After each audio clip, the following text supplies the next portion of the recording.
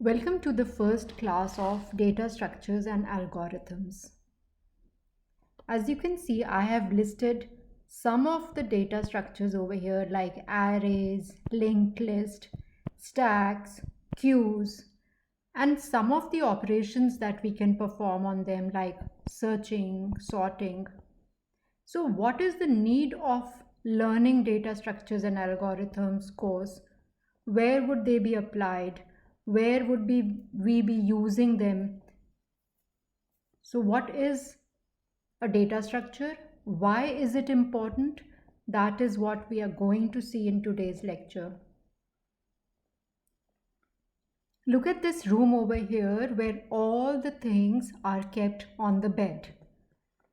So if a person has to look or retrieve any book or any device, how would you be able to do that? That is going to take a long time for you to search for a particular item that might be required. So this is because none of the things are organized. Now, had this room been organized or these things been arranged in a specific manner, it would have been very easy for you to retrieve or search for any item that you are looking for. Okay. So it is important that we arrange and keep everything in an organized manner. So here where we are talking about everything in the field of computer science, this is what is referred to as data, and we want to organize the data in a structured manner so that whatever operations that we want to perform on them can be done easily and in an efficient manner. So if the data is structured, it can result in an easy and quick search. So the processing would be easier and any other operation that you might want to perform on the data would not take a lot of time. So what is data structure? So data structure is a way of organizing and structuring the data on the system. And this results in a huge change in performance because performing the operations on structured data is much more efficient as compared to unorganized data. Take another example of a library. Suppose you are looking for a book on algorithms. So how are you going to look for it? What are the steps that you will do to look or find that algorithms book? So probably what you will do is you will go to an area which you know has been marked for computer science books. Then within that computer science books area, you will look for the rack which is containing all books related to algorithms. And within those books, you are going to look for your title.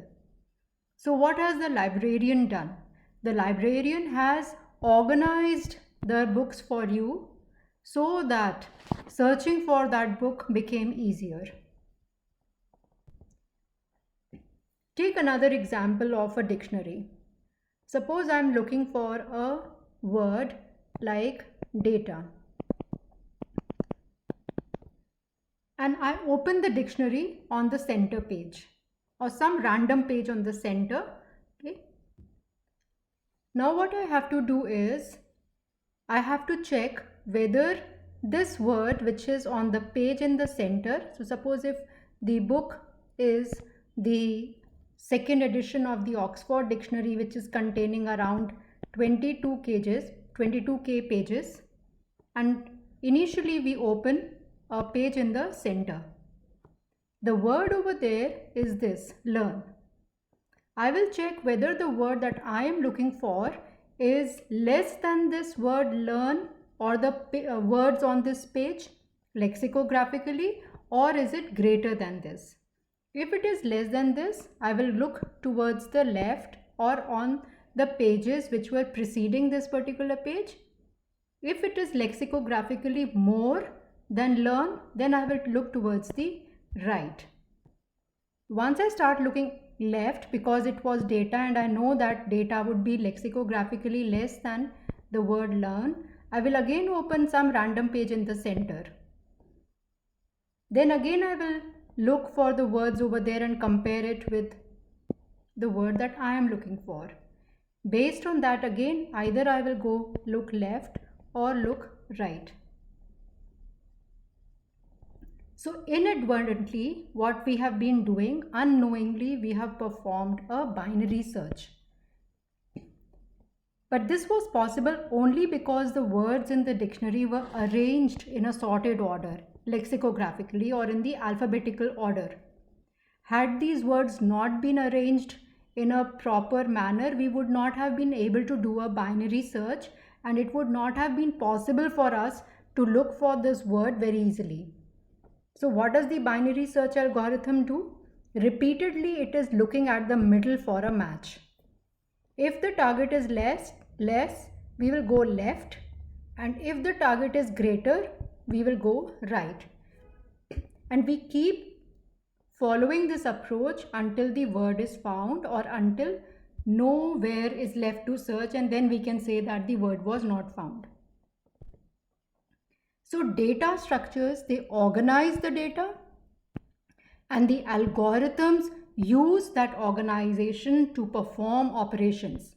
And these operations could be searching or sorting or inserting any data or deleting a data.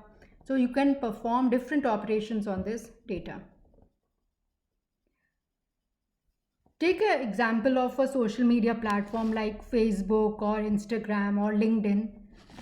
How do you find relationships between a friend or a friend of a friend? How do we find relationships? How is the data being stored for all the users that are enrolled on this social media platform? Suppose if I want to look for similar people who are engaged in similar hobbies like gardening or soccer or painting, how will I find that person or that community? So how is the data being stored for all these people? Then can I perform a binary search operation on this? This, as you can see, is not maintained in a sorted order. These list of users is not maintained in a sorted order, so that means we cannot perform a binary search. So what kind of a data structure should be used for applications like these? Possibly we can use structures like graphs and trees, and then use appropriate algorithms to find relationships.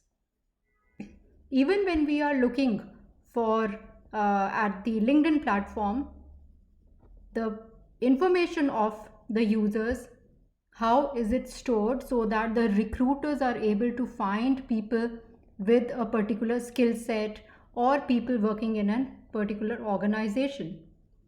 So it's not always that you will be looking or having linear data structures only.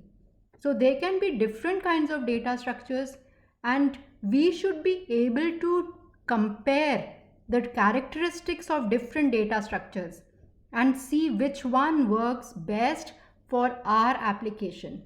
So we should be knowing how to organize the data for the application that is there. For the problem that we are working, we should be able to compare the characteristics of the data structures and find an appropriate data structure and use algorithms to perform operations on those data. So like Linus Torvalds, who was the principal creator of the Linux kernel, he has said that the difference between a bad programmer and a good one is whether he considers his code or his data structures. So according to him, the bad programmers will worry about the code, but the good programmers will worry about data structures and their relationships. So data structures are more important when you have data, and when you have organized them in a proper structure, it will be easier to retrieve them, to process them, and to perform operations on it. So this is very similar to like purchasing a mobile phone. When you are looking for a mobile phone, you look at the various characteristics and various features of a cell phone. You will check its camera, you will check the RAM, you will check the processor, and based on all those characteristics, you will decide which mobile phone you want to buy. Similarly, we should be able to compare different data structures and see which data structure is best to organize our data.